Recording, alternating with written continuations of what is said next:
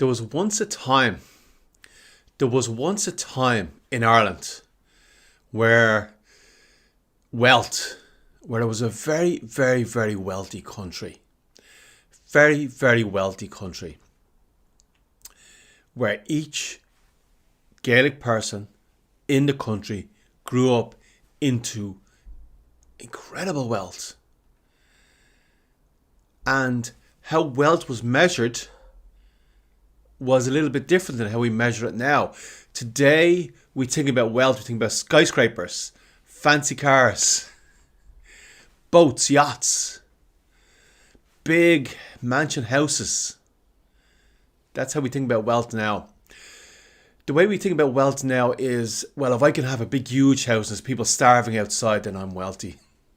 Because it's contrast. The contrast is there. That's not how the Gaelic people measured wealth. The Gaelic people measured wealth as you could have a house, you could have a home.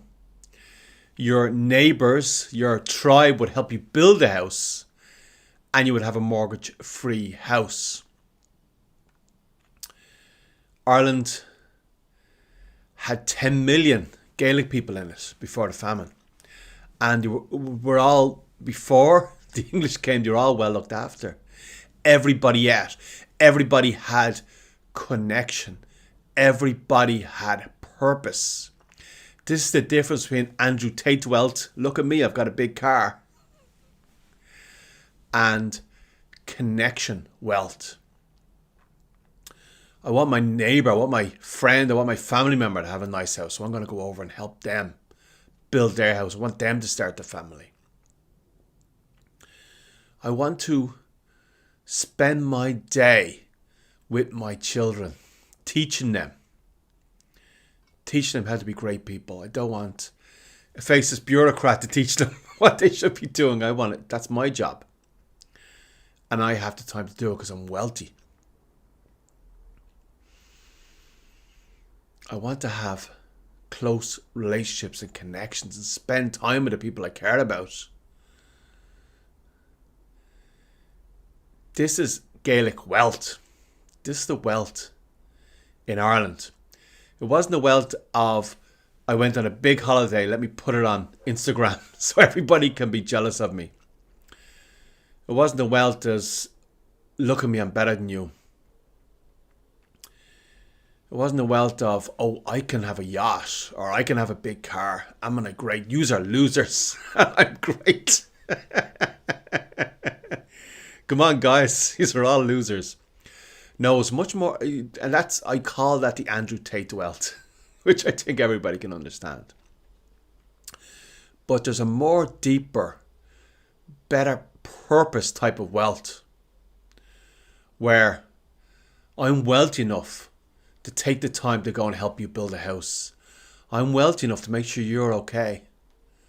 I'm wealthy enough to have purpose in my life. That might be just helping people. That might be spiritual purpose. That might be, how did the people take the time to move those huge rocks? Because you were incredibly wealthy, spiritually wealthy, financially wealthy, where they could give, food wealthy, where there's abundance of food, and time wealthy. And now we're told wealth is taking out huge loans and buying stuff that we don't need so we can impress people we don't care about.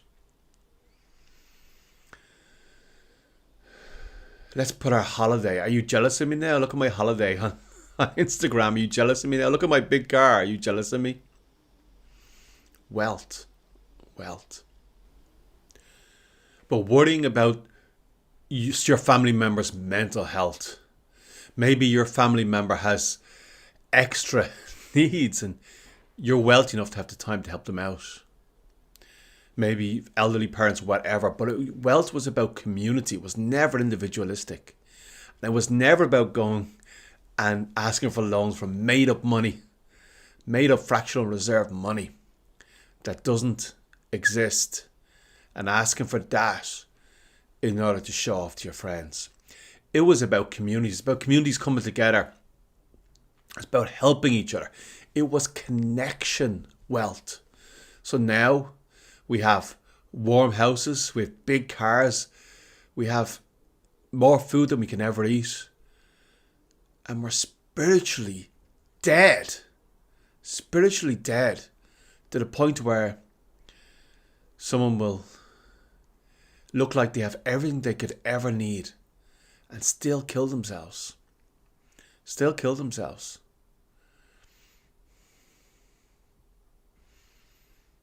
That's from a misdefinition of what wealth is. That is from a misdefinition of what wealth is. Wealth is me being able to go for a walk whenever I want and talk to the goddess. Wealth is me being able to spend time with my children, even if it's just dropping them to a football match or whatever, or bringing them, having the time with them. Wealth, and I'm just so we're clear, this is me learning. I didn't do all this perfect. This is me learning what wealth is. Wealth is me being able to help, me being able to assist. Wealth is having a wealth of Gaelic music, Gaelic culture. There's an explosion right now. I've never seen such an explosion of Gaelic culture. We have a wealth of Gaelic culture right now that we've never had before. But this was real Gaelic wealth. Mortgage-free homes. More food than we can ever eat. Self-sufficiency. Growing our own food. Connection. Connection with family and connection with people that you love.